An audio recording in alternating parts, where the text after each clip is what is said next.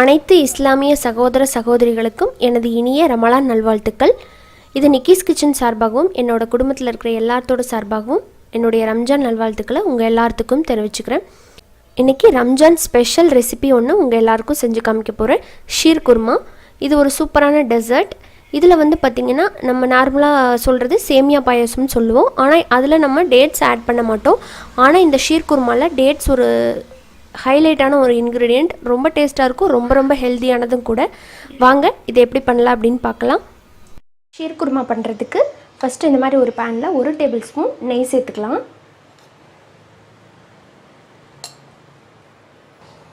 நெய் நல்லா மெல்ட் ஆகிடுச்சு.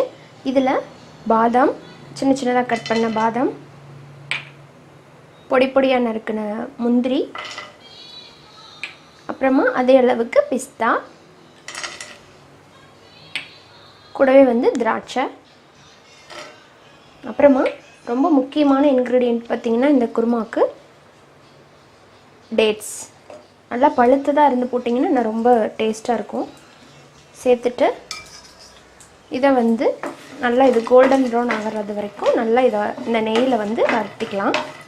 நான் பார்த்திங்கன்னா நார்மலாக யூஸ் பண்ணுற டேட்ஸ் தான் யூஸ் பண்ணியிருக்கேன். ஆனால் இந்த ஷீர் குர்மா பண்ணுறதுக்கு அந்த அரேபியன் டேட்ஸ் யூஸ் பண்ணுவாங்க. அது என்கிட்ட இல்லை. ஸோ நான் நார்மலாக சாப்பிட்ற டேட்ஸ் யூஸ் பண்ணியிருக்கேன். இந்த டேட்ஸ் பார்த்திங்கன்னா நேச்சுரலாக நம்ம பேரிச்சம்பழ மரத்துலேருந்து நல்லா பழுத்ததுக்கப்புறமா பிடுங்கினது.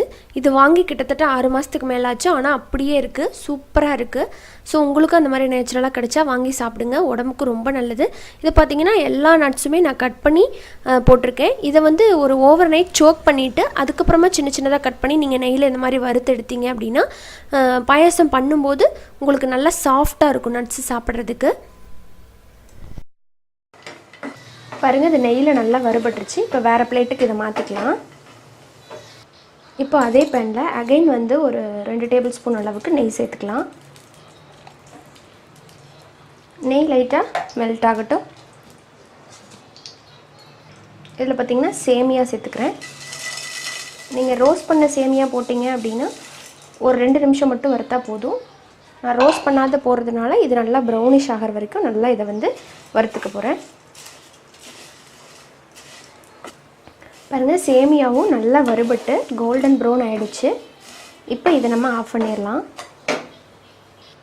இப்போ இன்னொரு பேனில்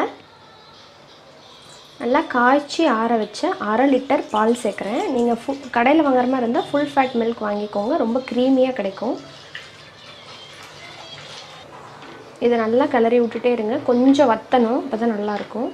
இதை ஒரு 5 நிமிஷம் போல் நல்லா கிளறிக்கலாம் ஃபஸ்ட்டு. இப்போ இதில் நம்ம வறுத்து வச்சுருக்கிற சேமியாவை ஆட் பண்ணிக்கலாம்.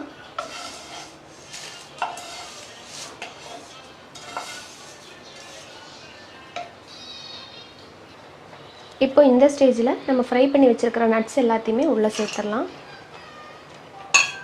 சேர்த்துட்டு இந்த சேமியா நல்லா எல்லாமே வெந்து பிளெண்ட் ஆகி வரட்டும், வெயிட் பண்ணலாம். இப்போ இந்த ஸ்டேஜில் ஒரு 1/4 கப் சர்க்கரை சேர்த்துக்கலாம். நான் கண்டென்ஸ்டு மில்க் சேர்க்கறனால 1/4 கப் தான் சுகர் ஆட் பண்ணியிருக்கிறேன். இல்லாட்டி நீங்கள் ஃபுல்லாக சர்க்கரை தான் ஆட் பண்ணுறீங்கன்னா 1/2 கப் சேர்த்துக்கோங்க. இப்போ இதோட நம்ம கண்டென்ஸ்டு மில்க் சேர்க்கலாம். ஒரு 2லேருந்து 3 டேபிள் ஸ்பூன் அளவுக்கு கண்டென்ஸ்டு மில்க் சேர்த்துக்கலாம். இந்த கண்டென்ஸ்டு மில்க் நல்ல ஒரு திக்னஸ் அண்ட் க்ரீமி ஸ்ட்ரக்சர் கொடுக்கும். வேண்டானா விட்டுருங்க, இருந்தால் சேர்த்துக்கோங்க. இப்போ இந்த ஸ்டேஜில் ஒரு 1/2 டீஸ்பூன் அளவுக்கு ஏலக்காய் பொடி சேர்த்துட்டு ஃபினிஷ் பண்ணிட்டோன்னா நம்மளோட ஷீர் குருமா சூப்பராக ரெடி ஆகிடுச்சு. நல்லா க்ரீமியாக சூப்பராக வந்திருக்கு. நீங்களும் இந்த ரெசிபியை வீட்டில் ட்ரை பண்ணி பாருங்கள், உங்களுக்கும் ரொம்ப பிடிக்கும். செஞ்சு பார்த்துட்டு ஃபீட்பேக் கொடுங்க. பிடிச்சிருந்தா நம்ம சேனல் நிக்கிஸ் கிச்சனை சப்ஸ்கிரைப் பண்ணிக்கோங்க. பக்கத்துலேயே இருக்கிற பெல் சிம்பலையும் கிளிக் பண்ணிக்கோங்க. அனைவருக்கும் இனிய ரம்ஜான் நல்வாழ்த்துக்கள்.